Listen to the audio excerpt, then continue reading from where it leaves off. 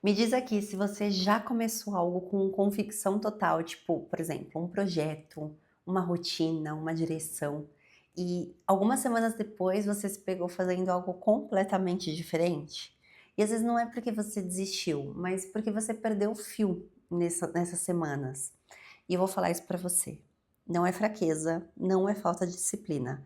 É o ambiente operando exatamente como ele foi projetado para operar. Nós vivemos em um mundo que ele foi arquitetado com, assim, com bilhões de dólares de investimento, com as melhores mentes da neurociência, de melhores mentes, assim, de design comportamental, foi arquitetado para fragmentar a sua atenção, para fazer com que o próximo estímulo seja sempre mais urgente do que você já estava fazendo, para treinar o seu cérebro a buscar resultados imediatos e abandonar o que leva tempo. Só que assim, as coisas que mais valem, como por exemplo, uma carreira construída com autoridade, um negócio com fundação real, uma vida com direção, todas elas exigem exatamente o oposto, que é um foco sustentado, um resultado que demora, uma construção que não aparece de imediato. Então, a pergunta real não é como eu vou me motivar mais. A pergunta real é como manter o foco em um mundo que foi construído para roubar esse foco. E é sobre isso que a gente vai falar hoje. É o que a gente vai responder. Essa pergunta é o que a gente vai responder hoje. Se você ainda não me conhece, eu me chamo Gabriela Dias e este canal nasceu com o intuito de transformar a mentalidade de quem está construindo algo com profundidade, com referência e que entende que a vida é sem atalhos. Eu acho que foco é um dos temas que mais me custou a entender na prática, porque durante muito tempo eu confundia a motivação com foco. E são coisas completamente diferentes. Então vamos falar aí sobre esse assunto que eu acho que vai valer muito a pena. O problema não é que você não sabe focar, é que o seu cérebro ele foi treinado sistematicamente a não focar. E ninguém te contou como esse treinamento funciona. O neurocientista, eu vou pôr o nome dele aqui para eu não errar, ele publicou uma pesquisa lá em 97, da qual se tornou uma das mais citadas no estudo de comportamento humano. Lá ele estava estudando sobre o sistema de dopamina no cérebro de primatas. E ele descobriu algo inesperado. A dopamina não é liberada quando você recebe uma recompensa. Ela é liberada na antecipação da recompensa. Então, o que isso significa? Que o seu cérebro ele é viciado em busca, não em chegada. Ele libera dopamina quando você abre um aplicativo esperando algo novo. Quando você checa as notificações para ver se você teve uma curtida, uma mensagem nova. Quando você fica lá scrollando o seu feed em busca de um próximo estímulo. Cada notificação é uma pequena dose de dopamina. Cada scroll é uma aposta num prazer que pode estar na próxima tela. O próximo vídeo vai ser melhor do que esse. O próximo vai ser melhor. E assim vai. Johan Hari passou 3 anos pesquisando sobre a crise global da atenção para poder escrever o seu livro Foco Roubado. E lá ele entrevistou dezenas dos maiores especialistas em tecnologia e comportamento do mundo. E a conclusão foi unânime, eu acredito que você saiba, que significa que as plataformas digitais, elas não são neutras. Elas foram projetadas de forma assim cirúrgica para maximizar o tempo em que seu cérebro passa em estado de busca de dopamina, porque é esse estado que mantém você mais tempo na tela. Então, assim, você não perdeu a capacidade de focar, ela foi roubada de você. E isso por forças que têm interesse financeiro direto em que você não consiga prestar atenção em nada por tempo suficiente para construir algo real. O autor de Rápido e Devagar descreve 2 sistemas de pensamento. O sistema 1, que é rápido, automático e reativo. O sistema 2 já é lento, deliberado e profundo. O foco que a construção de qualquer coisa relevante exige é o sistema 2. E o ambiente digital, ele foi projetado para manter você permanentemente no sistema 1. Isso não é julgamento moral sobre tecnologia, tá? Isso é dado. E quando você entende o dado, você para de se culpar pela dificuldade de focar. E você começa a tratar o foco como o que ele realmente é, uma habilidade que precisa ser ativada, protegida e construída. Não algo que simplesmente acontece quando você se anima o suficiente para começar algo. Vamos falar também sobre a confusão mais comum que eu vejo em quem está tentando construir alguma coisa e que mais sabota trajetórias do que qualquer falta de talento ou de recurso. A maioria das pessoas trata foco como consequência de motivação, como se, quando estivessem motivadas o suficiente, o foco viesse de forma automática. E quando o foco some, a conclusão é que perderam a motivação naquilo. E aí saem em busca de um outro conteúdo, de um novo podcast, de uma nova frase que reacenda aquela chama, enfim. E isso é uma armadilha circular, porque ela nunca termina, porque está construída sobre uma premissa errada. A motivação é um estado emocional, então ela oscila. Ela depende do humor, do resultado, que talvez veio no dia de ontem, que não foi legal, de um comentário que você leu de manhã, do tanto que você dormiu ou não. Então você não pode construir algo sólido que dura sobre algo que pode mudar durante o dia. Já o foco, ele é prática, ele é sistema, é a capacidade de direcionar a atenção para o que realmente importa, independentemente de como você está se sentindo, como você dormiu, enfim. Em Hábitos Atômicos, o James Clear, ele coloca isso de forma muito precisa. Ele diz que você não vai ao nível dos seus objetivos, você desce ao nível dos seus sistemas. Então, quem depende de motivação para focar, vai focar apenas nos dias que está bem, que está motivado.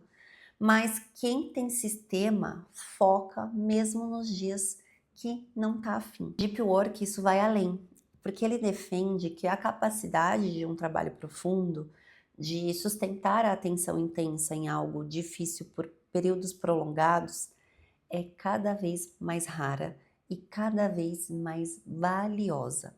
Rara porque o ambiente destrói ela, e valiosa porque é ela quem produz o que ninguém mais consegue produzir.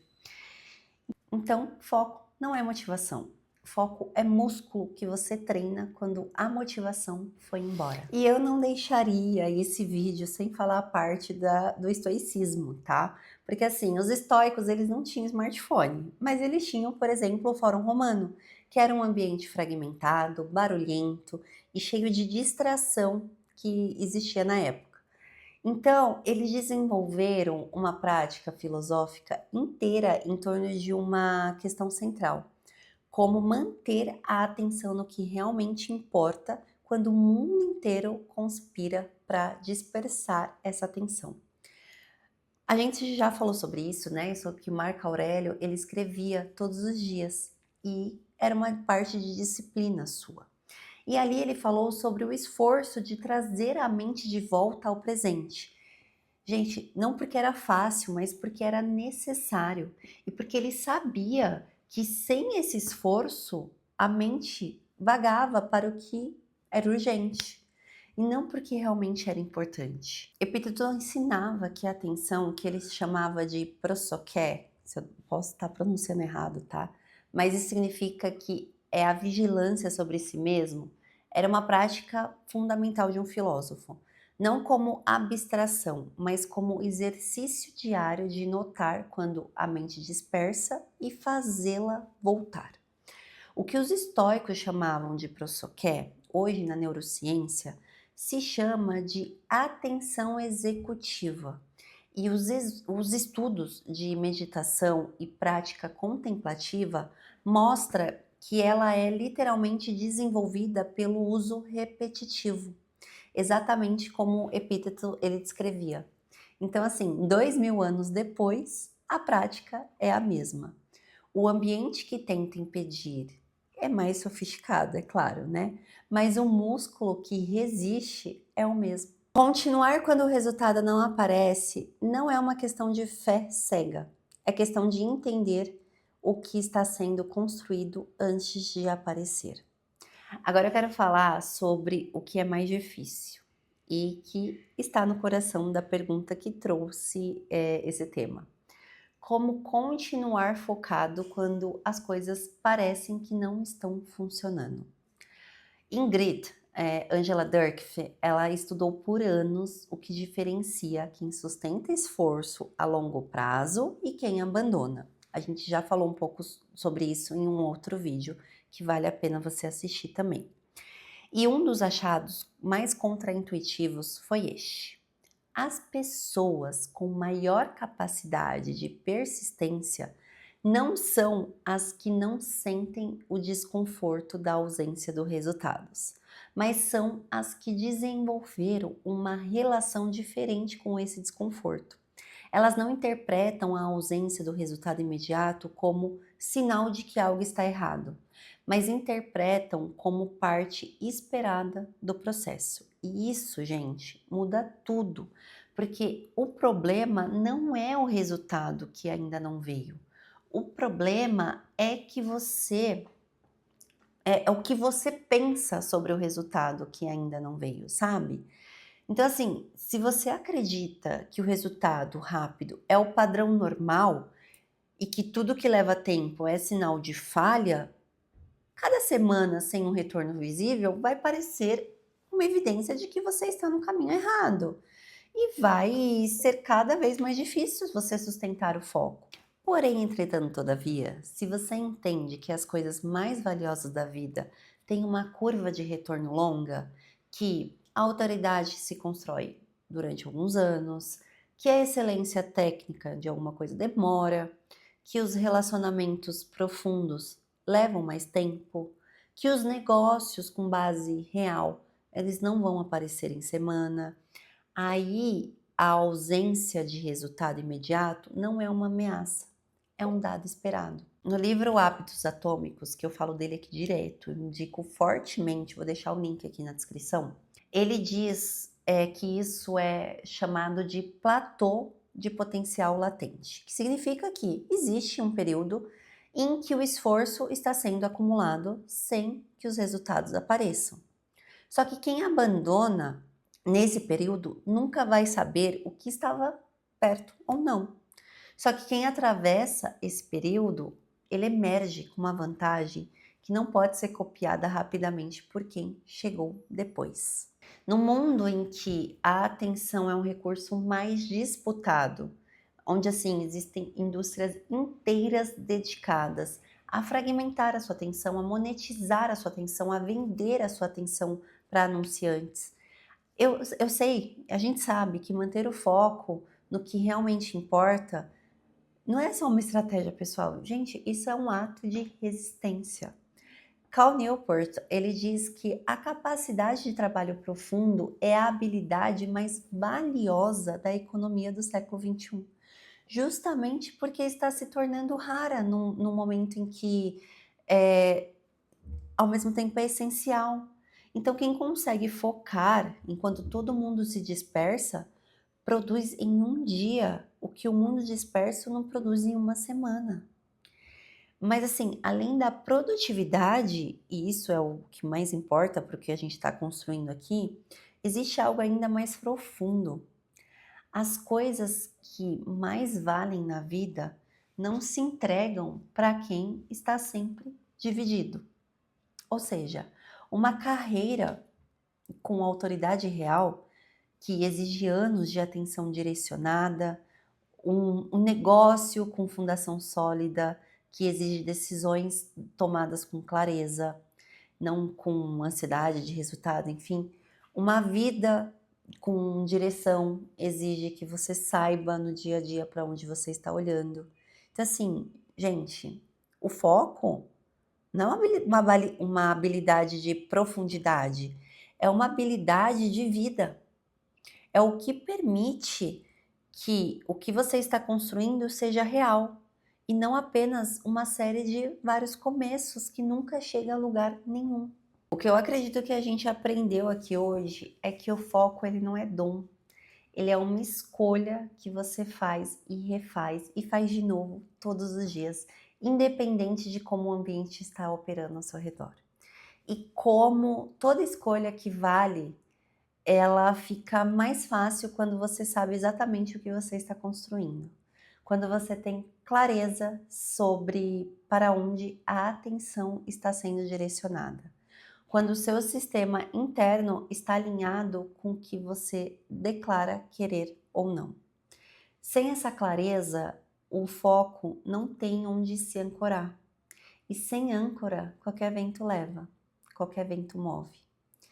Então, se você chegou até aqui, sentiu que o que falta não é mais informação, é saber exatamente onde você está na sua jornada, eu te convido a se inscrever nesse canal, a deixar seu like, ativar o sininho, participar dessa comunidade que está chegando aqui, porque é esse o intuito do canal, dar uma transformação para quem realmente quer construir algo que de quem não está apenas assim consumindo conteúdo de forma passiva, de quem sabe que isso é muito importante para o seu crescimento.